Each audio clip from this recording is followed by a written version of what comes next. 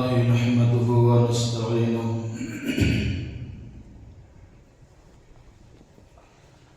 والصلاة والسلام على سيد الأنبياء والمرسلين وعلى آله وأصحابه أجمعين. قال رسول الله صلى الله عليه وسلم: من خرج في طلب العلم فهو في سبيل الله حتى يرجع. وقال رسول الله صلى الله عليه وسلم: فقيه واحد أشد على الشيطان من 1000 عابد، أو كما قال رسول الله صلى الله عليه وسلم. قابل احترام بزرگوں اور نوجوان دوستوں،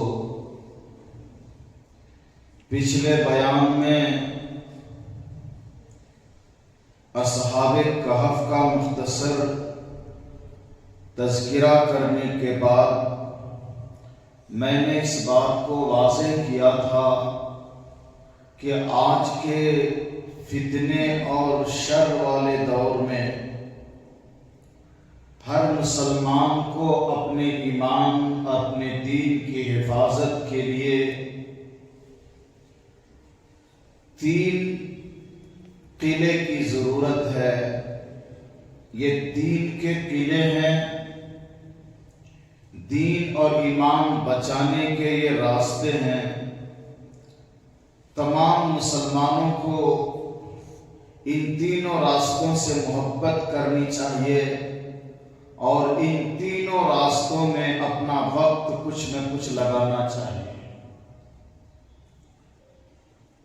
ایک راستہ، ایک قلعہ میں نے بتایا کہ مدارس اسلامیہ ہیں. اسلام کے جتنے مدرسے ہیں، دین کے جتنے مدرسے ہیں، ان مدرسوں کے ذریعے سے اللہ نے ہر زمانے میں، ہر دور میں علوم نبوت کی بھی حفاظت کی، دین کی حفاظت کی، شریعت کی حفاظت کی، اور ان کے واسطے سے مسلمانوں کی بھی حفاظت ہوئی ہے. مدارس دین اور ایمان کو بچانے کا ایک قلعہ ہے، ایک غار ہے. یہاں مسلمانوں کو پناہ لینی چاہیے، یعنی مسلمانوں کو ان اداروں سے جڑنا چاہیے، ان اداروں سے محبت کرنی چاہیے، ان مدرسوں کے لیے اپنی قربانیاں دینی چاہیے. دوسرا قلعہ دین اور ایمان کے بچانے کا جو دوسرا راستہ ہے وہ خانقاہیں ہیں، جہاں عالم ربانی، ولی کامل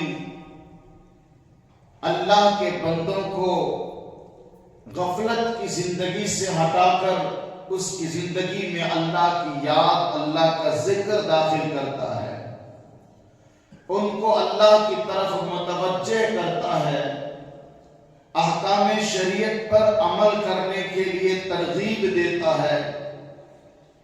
ان خانقاہوں میں اللہ والے رہتے ہیں. اللہ والوں سے جڑ کر اپنے ایمان کی حفاظت کرنی چاہیے. اور تیسرا راستہ، تیسرا ٹھکانہ دین اور ایمان بچانے کا میں نے کہا کہ موجودہ تبلیغی جماعت ہے، جس سے جڑ کر انسان اپنے دین اور ایمان کی حفاظت کرتا ہے. مشاہدہ، تجربہ زمانے والے نے دیکھا اور کیا ہے کہ جو بھی اس راستے سے جڑا، برسوں کا شرابی، کبابی، بے نمازی، سود خور اس راستے سے جڑ کر اللہ والا بنا، کم سے کم اتنا تو ضرور ہوا کہ اس کو آخرت کی فکر ہوئی، نماز کی پابندی آئی، حلال و حرام کی تمیز آئی، اللہ کی فکر آئی. اور جو انسان لا الہ الا اللہ پڑھنا بھی نہیں جانتا تھا، وہ تبلیغ کے راستے میں آ کر پورے نماز کی صورتیں اور نماز میں پڑھنے والی دعائیں، درود شریف اور نماز کے تمام طور و طریقے، وضو کا طریقہ، غسل کا طریقہ، سونے کا طریقہ، کھانے کا طریقہ، یہ تمام چیزیں اس راستے سے جڑ کر انسان سیکھ جائے، اس سے بڑی بات اور کیا ہوتی ہے۔ تو یہ 3 ٹھکانے ہیں آج کے موجودہ دور میں زمانے کے فتنے اور زمانے کے شرور سے اپنے کو بچانے کے لیے 3 ٹھکانے ہیں۔ دنیا کے تمام مسلمانوں کو ان 3 چیزوں سے جڑ کر رہنا چاہیے اور تینوں تحریک اور تنظیم سے محبت کرنی چاہیے۔ اللہ ہم سب کے دل میں محبت داخل فرما دے۔ آج میں نے سرکار دو عالم صلی اللہ علیہ وسلم کی چھوٹی چھوٹی 2 حدیث پڑھی ہے اور ان دونوں حدیث کو آپ کے سامنے سمجھانے کی کوشش کروں گا، اور ان دونوں حدیث کے ذریعے اسلام میں دین و ایمان بچانے کا جو پہلا قلعہ ہے، پہلا راستہ ہے، یعنی دینی مدارس، اس کی اہمیت بھی ہمیں اور آپ کو سمجھ میں آ جائے گی۔ نبی صلی اللہ علیہ وسلم نے فرمایا فقیہ واحد اشد علی الشیطان من 1000 عابد۔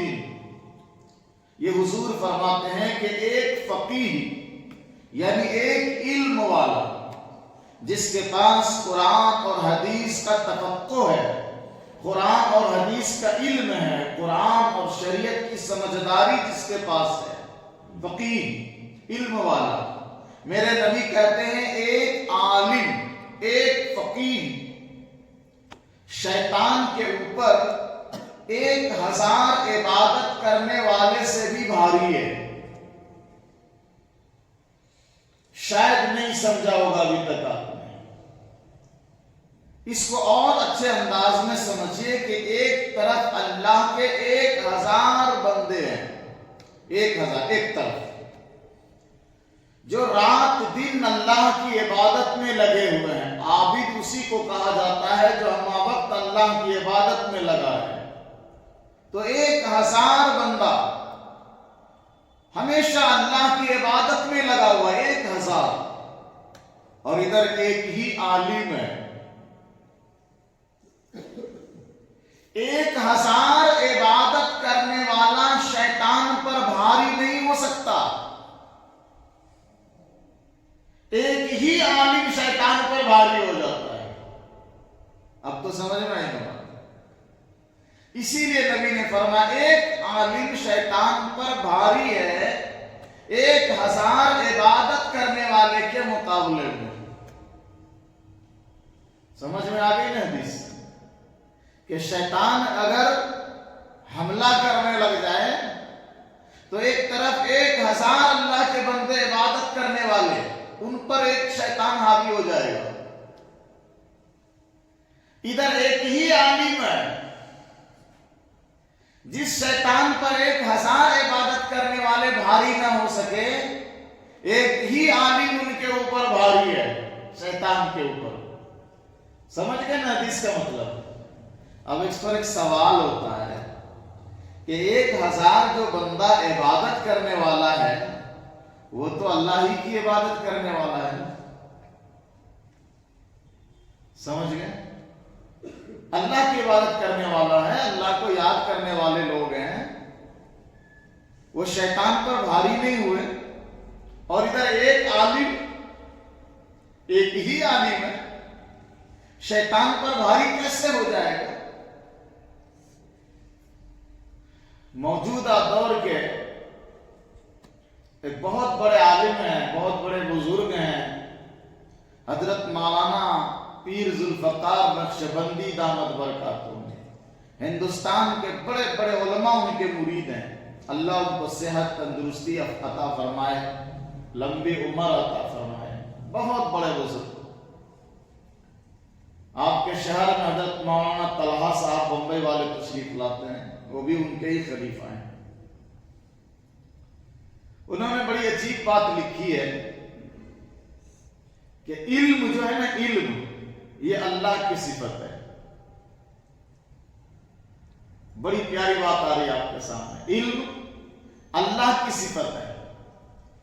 اللہ بادشاہوں کا بادشاہ ہے، شہنشاہوں کا شہنشاہ اللہ ہے. اس کی صفت علم ہے.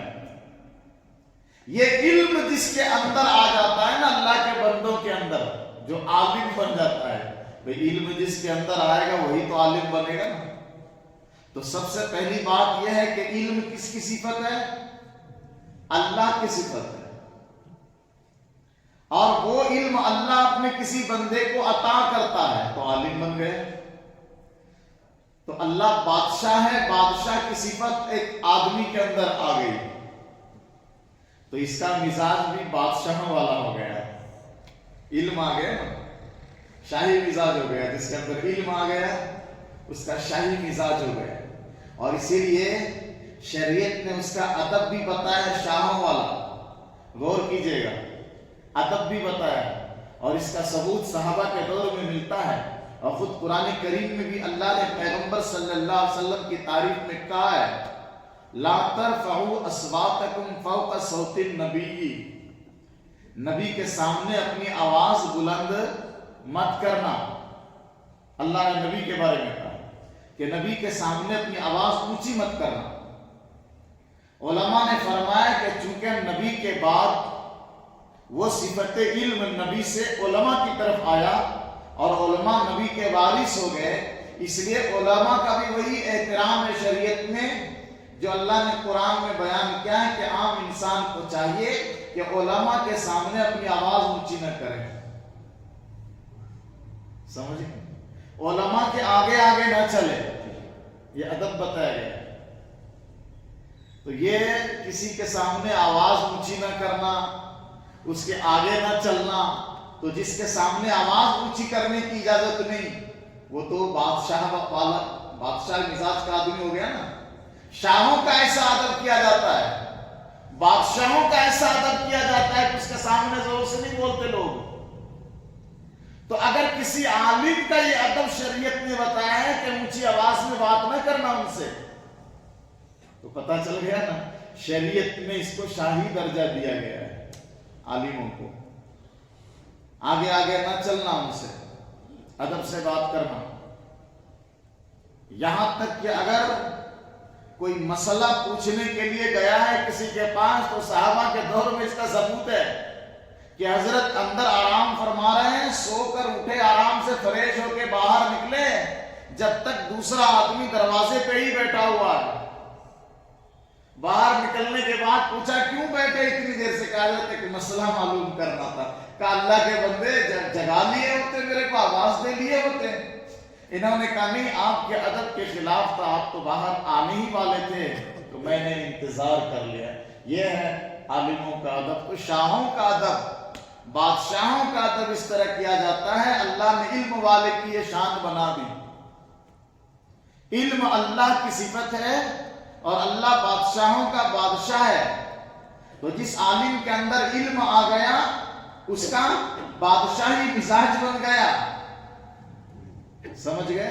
اور عبادت غلاموں کی صفت ہے. عبادت کس کی صفت ہے؟ غلام لوگ عبادت کرتے ہیں. ہم لوگ سب اللہ کے غلام ہیں، اسی لیے تو اللہ کا بندہ کہا جاتا ہے. عبادت غلاموں کی صفت ہے.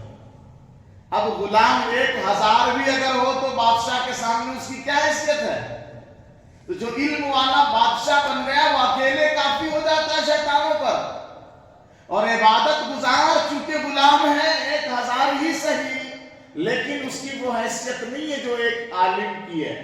اسی لیے میرے نبی نے فرمایا فقیہ واحد، ایک فقیہ، ایک عالم شیطان پر بھاری ہوتا ہے 1000 عبادت کرنے والے کے مقابلے میں.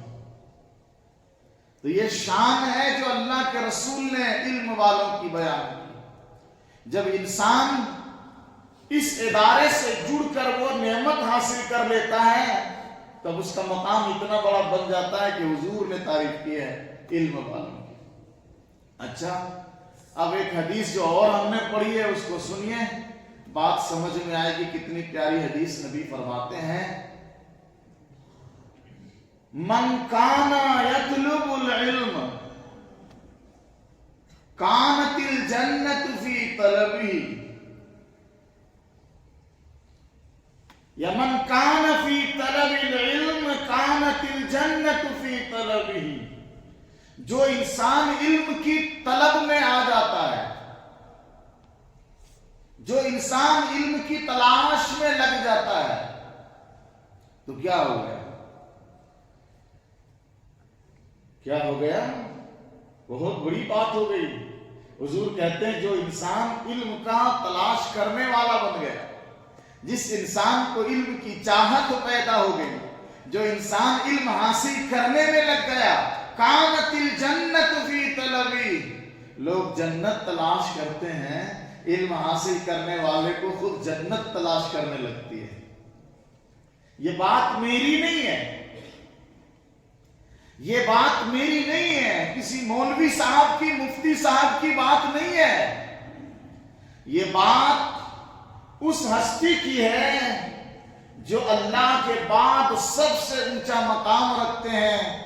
ہم سب کے آقا جناب رسول اللہ صلی اللہ علیہ وسلم فرماتے ہیں کہ جو انسان علم کو طلب کرنے لگتا ہے، علم حاصل کرنے لگ جاتا ہے، جنت اس کو طلب کرنے لگ جاتی ہے۔ یہ کتنا بڑا مقام ہے۔ دنیا کا ہر انسان، دنیا کا ہر مسلمان اپنی دعاؤں میں، حضور کی حدیث بھی ہے کہ جو انسان دن میں 3 بار جنت طلب کرے، اللہ کی رضا طلب کرے، اللہ اس کو جنت عطا کرے گا، اللہ اپنی خوشی عطا کرے گا۔ جو انسان دن میں کم سے کم 3 بار اللہ کے غصے سے معافی مانگے، جہنم سے پناہ مانگے، اللہ ان کو اپنے غصے سے بچائے گا، جہنم سے بچائے گا۔ اس لیے نماز کے بعد دعا کی جاتی ہے، اور آپ لوگ بھی کیا کریں، اللہم انی اسألک رضاک والجنہ، اے اللہ میں تجھ سے تیری خوشی مانگتا ہوں اور جنت مانگتا ہوں۔ یہ دعا مانگنی چاہیے، اے اللہ میں تجھ سے تیری خوشی، تیری رضا مانگتا ہوں اور جنت مانگتا ہوں۔ اللہم انی نعوذ بک من سخطک وعذاب جہنم، اے اللہ میں تجھ سے تیرے غصے کی سے پناہ مانگتا ہوں اور جہنم کی آگ سے پناہ مانگتا ہوں۔ یہ دعا کرنی چاہیے کہ اللہ میں تیرے غصے سے پناہ مانگتا ہوں اور جہنم کے عذاب سے پناہ مانگتا ہوں۔ کم سے کم 3 بار دعا کرنی چاہیے دن میں، سمجھ گئے؟ تو دنیا کے لوگ جنت تلاش کرنے میں لگے ہیں، میرے نبی کہتے ہیں تم علم کے تلاش کرنے والے بن جاؤ، تم علم حاصل کرنے والے بن جاؤ، جنت خود تم کو طلب کر لے گی، جنت تمہاری طالب بن جائے گی، جنت تمہارا چاہنے والی بن جائے گی۔ یہ کتنا بڑا مقام ہے۔ رات دن ایک بندہ، ایک بچہ کتاب کے پیچھے لگا ہوا، وہ دعا نہیں مانگتا ہے، دعا مانگنے کا ٹائم ہی نہیں مل رہا ان کو۔ قاعدہ پڑھ رہا ہے، اردو پڑھ رہا ہے، لکھ رہا ہے، پھر قرآن پڑھ رہا ہے، پھر دعائیں سیکھ رہا ہے، نماز سیکھ رہا ہے، پھر مسئلے مسائل سیکھ رہا ہے، پھر یہ کتاب، پھر وہ کتاب، پھر حدیث، پھر فقہ، پھر مسئلے کی کتاب، اسی میں لگا ہوا رات دن۔ طالب علم ہے، مدرسے میں پڑھنے والا بچہ ہے، جنت کی طلب نہیں کر رہا ہے دعا میں آ کر کے۔ میرے نبی کہتے ہیں کہ ان کو جنت طلب کرنے کی ضرورت ہی نہیں ہے، جنت خود اس کو طلب کر رہی ہے۔ یہ مدرسے میں پڑھنے والے بچے کا مقام اور مرتبہ ہے، اسی لیے ہمارے علماء محنت کرتے ہیں، ہمارے علماء زور ڈالتے ہیں کہ اپنے بچوں کو دین کی تعلیم سے جوڑو، دنیا بھی ملے گی، آخرت بھی ملے گی۔ دین کی تعلیم سے جوڑو، مرنا تو ہے، مختصر زندگی ہے، پوری کر کے یہاں سے جانا تو ہے۔ اگر ہمارا بچہ دین کا علم حاصل کر کے گیا ہے تو جنت پہلے سے ہی اس کے انتظار میں ہے۔ نبی نے فرمایا कानत जन्नत फी तलबिही, जन्नत उसके तलब में है। अब एक चीज मैं आपको बताता हूं कि पैगंबर सल्लल्लाहु अलैहि वसल्लम ने मदरसे में पढ़ने वाले तलबा का जो मकाम बयान किया है नबी ने, मैं तो सिर्फ आपके सामने पेश कर रहा हूं, बयान मेरे नबी का है। और कितना प्यारा बयान है मदरसे में पढ़ने वाले बच्चों के लिए, छोटे से लेके बड़े बच्चों तक मदरसे में पढ़ने वाले तलबा के लिए नबी ने जो बात कही है, बड़ी आलीशान बात है, बहुत निराली बात है, बहुत जबरदस्त बात है जो हुजूर ने कही है। काश आजकल के तमाम मुसलमानों को प्यारे नबी की यह हदीस समझ में आ जाए। ये बात मैं इसलिए कह रहा हूं कि हमारे ही लोगों में, हमारी ही कौम में, हमारी ही जमात में बेशुमार लोग ऐसे मिल जाएंगे जो नंबर 1 मदरसे को ही नीची नजर से देखते हैं, घटिया नजर से। मुसलमान, अच्छा वो मुसलमान जो दीनदार हैं वो लोग भी, अल्हम्दुलिल्लाह मैं जब बात करता हूं और हक बोलने पे आता हूं तो किसी की परवाह नहीं करता। जो दीनदार अपने आप को समझते हैं ना कि हम दीन पर चलते हैं, वो लोग भी मदरसे को हेच नजर से देखते हैं। क्या ये मदरसे वाले क्या करते हैं? बच्चे आते हैं, ये मौलवी लोग चंदा करते हैं, चंदा करके खुद खाते हैं, बच्चों को खिलाते हैं, अपना बिजनेस चमकाते हैं, दुकान चलाते हैं। ये फिर पढ़ के क्या होता है, ये बच्चे बेकार होते हैं, कोई काम के नहीं रहते, किसी काम के नहीं होते, ये बच्चे बर्बाद होते हैं। ये हमारे लोग कहते हैं, मुसलमान कहते हैं, वो लोग कहते हैं जो अपने आप को दीनदार समझते हैं। अच्छा, जो और ज्यादा दीनदार अपने आप को समझते हैं वो तो एक कदम और बढ़ के कहते हैं कि मदरसे के जरिए से दीन का कोई काम नहीं होता है, ये वेस्ट है, फालतू है, दीन का काम तो हम लोग करते हैं। प्यारे पैगंबर की एक हदीस सुनाऊंगा, जवाब वहीं पर है नबी की हदीस में। हमारे और तुम्हारे दिमाग की वैल्यू क्या है, हमारी और तुम्हारी बात की हैसियत क्या है कि हम और तुम फैसला करने लग जाएं कि मदरसा बेकार है या मदरसे के बच्चे बेकार हैं? क्या हैसियत है हमारी और तुम्हारी? मूंग और मसूर की दाल क्या हैसियत है? पैगंबर की ज़बान मुबारक के सामने हमारी औकात क्या है? पैगंबर की ज़बान मुबारक के सामने हमारी ताकत क्या है कि हम मदरसे में पढ़ने वाले बच्चों और मदरसों को नंबर देने लग जाएं कि ये दीन का काम कर रहा है कि नहीं कर रहा है? प्यारे पैगंबर ने नंबर दे दिया है, प्यारे पैगंबर ने फरमान सुना दिया है। और सुनो, नबी फरमाते हैं मन खरज फी तलबिल इल्म, जो इंसान इल्म के तलब करने के लिए निकल गया, इल्म हासिल करने जो इंसान निकल गया, बच्चे से लेके बूढ़ा तक इल्म हासिल करने के लिए जो निकला, हुजूर कहते हैं फहुवा फी सबीलिल्लाह, इल्म हासिल करने के लिए जो बच्चा भी निकला, मदरसा गया, मकतब गया, हुजूर कहते हैं जो गया मदरसा इल्म हासिल करने, वो अल्लाह के रास्ते में है। हुजूर कहते हैं फहुवा फी सबीलिल्लाह, वो अल्लाह के रास्ते में है। हत्ता यरजिअ, जब तक वो घर न लौट जाए तब तक वो अल्लाह के रास्ते में है। समझे बात? ये नबी की हदीस है। हुजूर कहते हैं कि इल्म हासिल करने के लिए जो गया, वो जब तक बाहर वापस ना आ जाए उस वक्त तक वो अल्लाह के रास्ते में है। कौन? इल्म हासिल करने के लिए जो बच्चा मदरसा गया, वो कहां पर है? اللہ کے راستے میں ہے، تو مدرسہ اللہ کے راستے میں چل رہا ہے، ہم اور آپ لاکھ بک بک کرتے رہیں، ان کے درجے، ان کے مرتبے، ان کے مقام پر کوئی فرق پڑنے والا نہیں ہے، بلکہ جو زبان بھی مدرسے کے خلاف کھلے گی، جو زبان مدرسے میں پڑھنے والے بچوں کے خلاف کھلے گی، جو زبان مدرسے میں پڑھانے والے مولویوں کے خلاف کھلے گی، وہ زبان اللہ کے نبی کی حدیث کی توہین کرنے والی زبان ہوگی۔ اسی لیے کسی بھی انسان کو مدرسے کے خلاف بولنے سے پہلے لاکھ بار سوچنا چاہیے۔ اچھا ایک بات بتاؤ، حضور نے فرمایا کہ جو انسان علم حاصل کرنے کے لیے نکل کے گیا وہ اللہ کے راستے میں ہے نا، تو علم حاصل کرنے کے لیے جو گیا ان کے لیے بولا نا نبی نے، تو یہ جو علم حاصل کرنے کے لیے گیا ان کو علم دے گا کون؟ کوئی تو ہونا چاہیے نا علم دینے والا، کہ ایسے ہی مدرسے میں جا کے در و دیوار کو دیکھ کے پڑھ لے گا؟ وہ مدرسے کے کچن میں بیٹھ کے پڑھ لے گا؟ وہاں کوئی معلم ہونا چاہیے نا، کوئی مدرس جو ان کو علم دے۔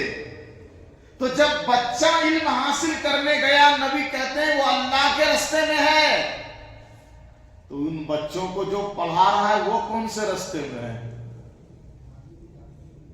جو بچوں کو پڑھائے گا وہ بھی تو اللہ کے راستے میں ہے نا۔ تو پتا چلا کہ یہ جو مدرسے ہیں یہ اللہ کا راستہ ہے، اور اللہ کے اس راستے میں دین کی، ایمان کی حفاظت ہوتی ہے۔ اور جو لوگ کہتے ہیں کہ یہ حضرت لوگ چندہ کرتے ہیں اور ہم بچے کو پڑھائیں گے تو ہمارا بچہ بھی چندہ کرنے والا بن جائے گا، یار ایک بات سناتا ہوں، چندہ کرنا، ہم لوگ تو یہی کہتے ہیں نا نبی کی سنت پر چلنا چاہیے، نہیں، نبی کی سنت پر عمل جو کرے گا وہی کامیاب ہوگا۔ چندہ کرنا پیغمبر صلی اللہ علیہ وسلم کی سنت ہے۔ یہ مولوی لوگ ایسے ہی بیگ اٹھا کے نہیں پھر رہے ہیں، اس کے پیچھے یہ حکمت ہے، اس کے پیچھے کا یہ راز ہے کہ چندہ میرے نبی کی سنت ہے۔ میرے نبی نے غریب مسلمانوں کے لیے، غریب بچوں کے لیے، غریب مسافر کے لیے، جن کے پاس پہننے کے لیے کپڑے نہیں، کھانے کے لیے اناج نہیں، پیسے نہیں، ان غریبوں کے لیے نبی نے مسجد نبوی میں اعلان کیا، اور یہ اعلان کیا کہ جو اللہ کے راستے میں دے گا ان کو 10 گنا ملے گا، اور جو کسی سے دلائے گا ان کو بھی اتنا ہی ملے گا، دینے والے کی ثواب میں کمی بھی نہیں ہوگی۔ سمجھا؟ تو چندہ میرے نبی نے کیا ہے یار، اور نبی کی اسی سنت پر دنیا کے تمام علماء کام کر رہے ہیں، اور جتنے علماء چندہ کر کے قوم کے بچوں کو پڑھا رہے ہیں، قوم کے بچوں کو عالم اور حافظ بنا رہے ہیں، وہ جہاد کر رہے ہیں۔ اس کو مجاہد کا درجہ ملا ہوا اللہ کے رسول کی طرف سے، کہ جس طرح اللہ کے راستے میں جہاد کرنے کو اللہ کا راستہ کہا گیا، ایسے ہی مدرسے میں پڑھنے پڑھانے کو میرے نبی نے کہا فَهُوَ فِي سَبِيلِ اللَّهِ، یہ اللہ کا راستہ ہے۔ اور سچ بات یہ ہے دوستو کہ شروع زمانے سے پیغمبر صلی اللہ علیہ وسلم کے زمانے میں جو پہلا مدرسہ صفہ کہلایا، جہاں حضرت ابو ہریرہ پڑھا کرتے تھے، جن کے پاس کھانے کا کچھ نہیں رہا کرتا تھا، اور کئی دن حضرت ابو ہریرہ رضی اللہ تعالیٰ عنہ بھوکے پیاسے رہنے کی وجہ سے بے ہوش ہو جایا کرتے تھے۔ کیا یہ علم کے لیے قربانی نہیں ہے کہ ابو ہریرہ بھوکے پیاسے اس ٹوہ میں لگے ہوئے ہیں کہ نبی جو فرمائیں گے اس کو ہم لکھیں گے؟ تو نبی کے فرمان کو جمع کرنا، نبی جو بولتے ہیں وہی تو علم ہے نا، نبی جو کام کر رہے ہیں وہی تو علم ہے نا، نبی جو پڑھا رہے ہیں وہی تو علم ہے۔ تو ابو ہریرہ ایک غریب انسان رات دن اس چبوترے پر پڑے ہوئے ہیں، دوسرے لوگ دوسرے کاموں میں بھی جا رہے ہیں، ابو ہریرہ کہتے ہیں کہ ہمارے اور بھی بہت سارے ساتھی اور بھی بہت سارے لوگ اپنے اپنے کاموں میں چلے جاتے تھے، پر میں نبی کے در پہ پڑا رہتا تھا کہ پتہ نہیں نبی کیا ارشاد فرمائے، میں اس کو لکھوں، میں اس کو جمع کروں، میں اس کو یاد کروں۔ اس فکر میں چبوترے پہ بھوکا پیاسا پڑا رہا کرتا تھا، اگر کسی نے کچھ کھانا لا کے دیا تو کھا لیتے تھے، نہیں تو بھوکے رہ جاتے تھے۔ یہ قربانی نہیں ہے، علم کے لیے قربانی دی انہوں نے، دین کے لیے قربانی دی، اور اسی نہج پہ، اسی طریقے پہ بعد کے علماء نے بھی قربانی دی، نبی کے علم کو جمع کرنے کے لیے، قرآن کو حفظ کرنے کے لیے، قرآن کے مطلب کو یاد کرنے کے لیے، قرآن کی تفسیر کو یاد کرنے کے لیے، حدیث حفظ کرنے کے لیے، حدیث کے معنی اور مفہوم کو یاد کرنے کے لیے، مسئلے مسائل کو لکھنے پڑھنے سمجھنے کے لیے علماء نے قربانی دی۔ اور انہی قربانیوں کے نہج پہ آج بھی پوری دنیا میں جتنے مدرسے چل رہے ہیں، اتنے مدرسے چل رہے ہیں، سب انہی سنت پر چل رہے ہیں، اور انہی اپنے بزرگوں کی قربانیوں پر علماء اپنی قربانیاں دے رہے ہیں۔ تو سرکار دو عالم صلی اللہ علیہ وسلم نے جو علم چھوڑا ہے، یہ ایک بہت بڑی چیز تھی کہ علم جو ہے، میں نے کہا بادشاہوں کے بادشاہ کی صفت ہے۔ کس کی صفت ہے؟ بادشاہوں کے بادشاہ یعنی اللہ کی صفت ہے۔ وہ صفت اللہ نے سب سے زیادہ اپنے آخری پیغمبر حضرت محمد مصطفیٰ کو عطا کیا، حضور کو۔ اللہ کے بعد حضور کے پاس جتنا علم تھا، پوری دنیا انسانیت میں اتنا علم اللہ کے بعد کسی اور کو نہیں تھا جتنا علم میرے پیغمبر صلی اللہ علیہ وسلم کو اللہ نے عطا کیا تھا۔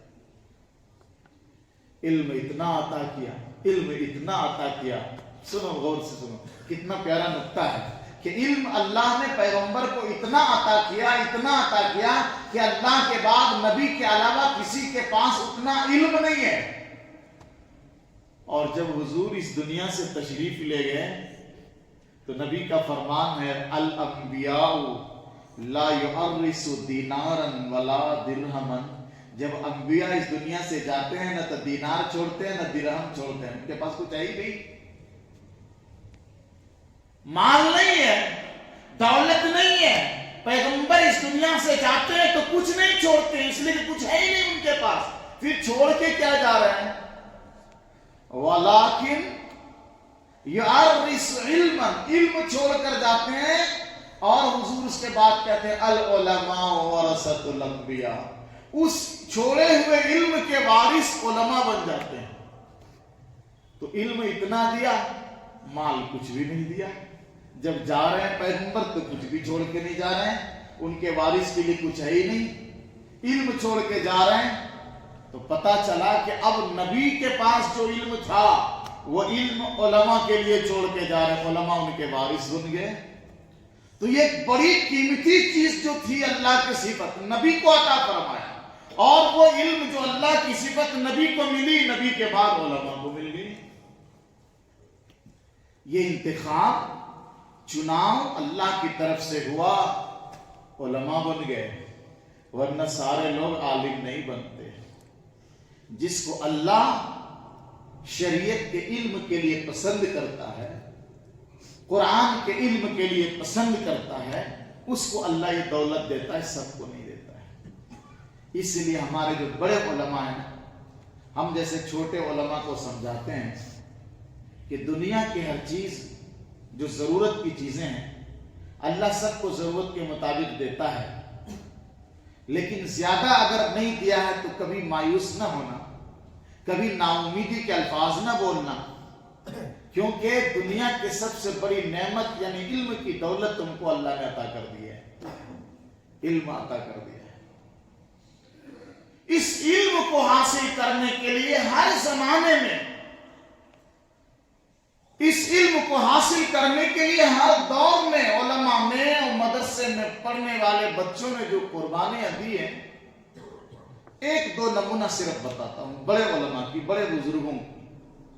بچوں کی قربانی تو آپ کو سمجھ میں اس وقت آئے گی جب آپ کسی مدرسے میں 2-4 دن جا کے ٹھہریں اور وہاں کے نظم و انتظام کو، نظام الاوقات کو دیکھیے کہ بچے کس ٹائم سے اٹھتے ہیں اور کس ٹائم سے وہ پڑھنا شروع کرتے ہیں اور کس ٹائم تک پڑھتے ہیں، بیچ میں ان کو کتنا ٹائم ملتا ہے، کھانے کا کیا نظم ہے، ان کے پہننے کے لیے ان کے پاس کتنے کپڑے ہیں، سونے کے لیے ان کے پاس کتنا اچھا بچھونا ہے، یہ سب دیکھ لو گے تو سمجھ میں آ جائے گا کہ یہ بچے کتنی بڑی قربانیاں دے کر شریعت کا علم حاصل کر رہے ہیں۔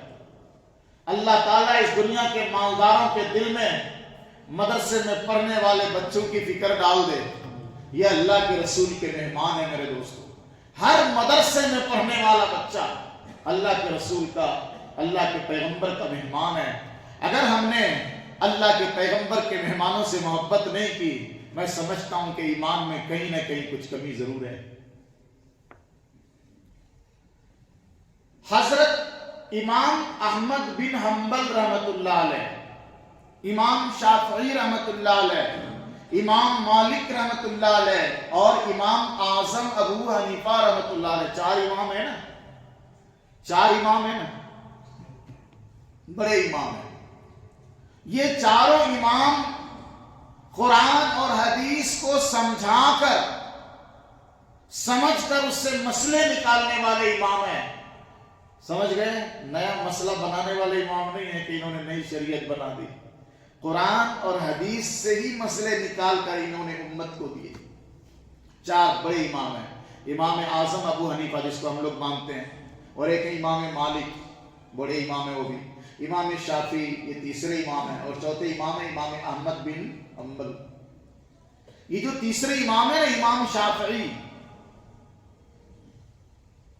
تیسرے امام، ابھی مکہ میں زیادہ تر، مدینے میں ان کے ماننے والے ہیں، احمد بن حنبل رحمت اللہ علیہ کے زیادہ تر ماننے والے ہیں۔ تو امام شافعی جو ہے نا یہ شاگرد ہیں امام محمد رحمت اللہ علیہ کے۔ ایک علم کی بات بتا دو، امام شافعی جو تیسرے امام ہیں یہ امام محمد کے شاگرد ہیں، اور امام محمد شاگرد ہیں امام ابو حنیفہ کے۔ ہمارے جو امام ہیں نا بڑے امام ابو حنیفہ، ان کے شاگرد ہیں امام محمد۔ امام محمد سے امام شافعی رحمت اللہ علیہ نے پڑھا ہے۔ بتاؤ امام ابو حنیفہ کا کتنا بڑا مقام ہوگا کہ امام شافعی جو تیسرے امام ہیں وہ امام ابو حنیفہ کے شاگرد ہیں۔ اچھا ایک بات اور بتاؤں، بہت سارے لوگ ہر مسئلے میں بخاری شریف بولتے ہیں نا، اور سمجھتے ہیں کہ بخاری شریف سب سے بڑی کتاب ہے بھی، وہ امام بخاری کو سب سے بڑا مانتے ہیں، یہاں تک کہ امام ابو حنیفہ سے بھی بڑا مانتے ہیں کہ امام بخاری امام ابو حنیفہ سے بڑے ہیں۔ ایسا نہیں ہے۔ امام بخاری ہیں جنہوں نے کتاب صحیح بخاری لکھی ہے، یہ ہمارے امام اعظم ابو حنیفہ کے 20 شاگرد کے شاگرد ہیں۔ امام اعظم ابو حنیفہ کے 20 شاگردوں سے پڑھا ہے امام بخاری نے۔ تو اب بتا امام بخاری کے سامنے امام اعظم کا کتنا بڑا مقام ہوگا کہ امام اعظم کے 20 شاگرد سے پڑھا ہے امام بخاری نے۔ تو جو امام اعظم ابو حنیفہ کے ہیں بات تو وہ سچ ہوگی نا۔ تو امام محمد جو ہے وہ امام ابو حنیفہ کے شاگرد ہیں، امام شافعی نے ان سے پڑھا ہے۔ امام شافعی رحمت اللہ علیہ لکھتے ہیں کہ ایک رات میں اپنے استاذ امام محمد کے یہاں گزارا، ایک رات۔ تو امام شافعی نے کیا دیکھا؟ دیکھیے علماء کیا کر رہے ہیں۔ امام شافعی نے کہا کہ جب میں اپنے استاذ امام محمد کے یہاں رات کو ٹھہرا تو میں نے دیکھا کہ میرے استاذ امام محمد رات کو اٹھ کر چراغ جلاتے ہیں اور اس چراغ میں تھوڑی دیر پڑھتے ہیں، پھر چراغ بجھاتے ہیں، سو جاتے ہیں۔ 17 ٹائم ایسا کیا انہوں نے رات میں، 17 ٹائم پوری رات میں۔ آدھا گھنٹہ پڑھتے ہیں پھر سوتے ہیں، پھر چراغ جلاتے ہیں پھر سوتے ہیں۔ صبح اٹھ کر امام شافعی نے، شاگرد نے استاد سے پوچھا کہ حضرت پوری رات آپ یہی کرتے رہے، چراغ جلانا، چراغ بجھانا، سونا اٹھنا، یہ کیوں کر رہے تھے؟ آپ تو پوری رات سوئے نہیں۔ تو حضرت نے فرمایا، امام محمد نے اپنے شاگرد امام شافعی سے کہا کہ یہ جو میں اٹھ رہا تھا، سو رہا تھا، चिराग जला रहा था फिर बुझा के सो जा रहा था। मैं सोता नहीं था, बल्कि जो मैं हदीस पढ़ता था, पढ़ने के बाद चिराग बुझा देता था और ऐसे ही लेट के इस पे गौर फिक्र करता था मैं कि इससे क्या क्या मसला निकल सकता है। पूरी रात में हमने 1000 मसला निकाला। कितना? 1000 मसाइल निकाले हमने पूरी रात में। कितनी बड़ी मेहनत रही होगी। ये सब, ये जो मदरसे हैं, जो अहले इल्म का तबका है, इमाम मुस्लिम रहमतुल्लाह अलैह, हमारी 6 किताब है जो सही किताब कहलाई जाती है, सहाह सित्ता हदीस की किताब, बुखारी के बाद मुस्लिम शरीफ हदीस की किताब उसका। तो इमाम मुस्लिम रहमतुल्लाह अलैह जब पढ़ते रहते थे ना, तो उनके बारे में आया है कि खजूर की एक थैली पड़ी रहती थी सामने, वो किताब पढ़ते रहते थे, खजूर उठा के खाते रहते थे। उसके लास्ट जिंदगी का ये वाकया है कि किताब में पढ़ने में इतना मुस्तगरक हो गए, इतने डूब गए कि पढ़ रहे, खजूर उठा के खा रहे, कितनी खाया पता ही नहीं चला, इतनी ज्यादा खा लिया कि उसकी वजह से तबीयत बिगड़ गई और उसी तबीयत बिगड़ने की वजह से इंतकाल हो गए। आप कहोगे कितना खाया क्यों? अल्लाह के बंदे को पता ही नहीं चला किताब पढ़ने में कि हमने कितना खा लिया। वो जानबूझकर नहीं खाया कि मेरे को खजूर ज्यादा खाना है, बल्कि किताब की दुनिया में, इल्म को, हदीस को समझने में इतने डूब गए कि पता नहीं चला कि कितनी खजूर चली गई पेट में और इंतकाल। ऐसी बहुत सारी कुर्बानियों के वाकयात किताबों में पड़े हैं। और आज भी जो उलमा और बच्चे मदारिस की कुर्बानियां दे रहे हैं, अल्लाह रब्बुल आलमीन उन सब की कुर्बानियों को कबूल फरमाए और हम सब और पूरी उम्मत के लिए उनके सवाब में अल्लाह हिस्सा अता फरमाए। जज़ाकल्लाहु खैर। अब आप लोगों से आज एक गुजारिश